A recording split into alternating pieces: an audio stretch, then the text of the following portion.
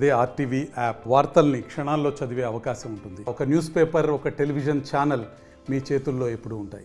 అన్నట్టే ఈరోజు ఇసుక పాలసీ కొద్ది అనివార్య కారణాల వల్ల అంటే టెక్నికల్ ఇష్యూస్ ఉన్నాయి కాబట్టి ఆలస్యమైంది.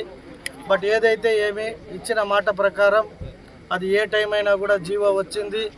ఇప్పుడే కలెక్టర్ గారు, మన జిల్లా అధ్యక్షులు రాజన్ గారు, అలాగే పార్లమెంటరీ అధ్యక్షులు కాజూర్ బాలాజన్న గారు, మా ఎక్స్ మేయర్ గారు, మాజీ ఎమ్మెల్సీ దొరబాబన్న గారు, వీరందరి సమక్షంలో ఇక్కడే పాలూరు రీచ్ వద్ద ప్రజలకి ఇవాళ స్టార్ట్ చేసి ఇవ్వడం జరిగింది.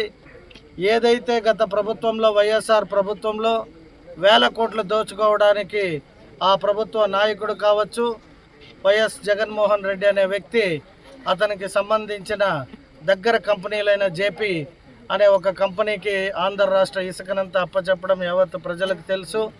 అటువంటివి చేయని మా ముఖ్యమంత్రి గారు Student-led startups. Connect with investors. Various internship opportunities. KL, deemed to be university.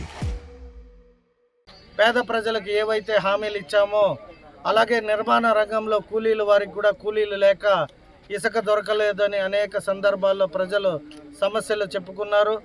వాటన్నిటినీ ఆయన పరిశీలనలోకి తీసుకొని చెప్పిన ప్రకారం ఈరోజు ఉచితంగా అంటే ఎక్కడైతే రీచ్ల్లో నుండి తెచ్చి ఇక్కడ ఒక డంప్ యార్డ్కి డంప్ చేసి ఈ డంపుని మళ్ళీ లోడ్ చేయడానికి సరిపడే మొత్తంలో అంటే మా చిత్తూరు నియోజకవర్గానికి 155 రూపాయలు ఒక టన్నుకి.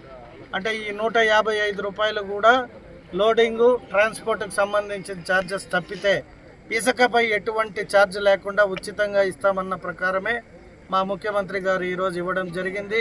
ముందుగా వారికి మా నియోజకవర్గ ప్రజల తరపున ప్రత్యేక ధన్యవాదాలు తెలియజేసుకుంటూ, ఇంకా మేము ఏవైతే అనేక సంక్షేమాలు ప్రామిస్ చేశామో వాటన్నిటిపైన కూడా అతి త్వరలో ఇలాగే ఒక్కొక్కటి మేము ఇచ్చిన మాటను కూడా నిలుపుకుంటామంటూ ప్రజలకు తెలియజేస్తూ సెలవు తీసుకుంటున్నాం. Thank you. మరిన్ని వీడియోస్ కోసం ఛానల్ ని సబ్స్క్రైబ్ చేయండి. లేటెస్ట్ అప్డేట్స్ కోసం వాట్సాప్ ఛానల్ ని ఫాలో చేయండి.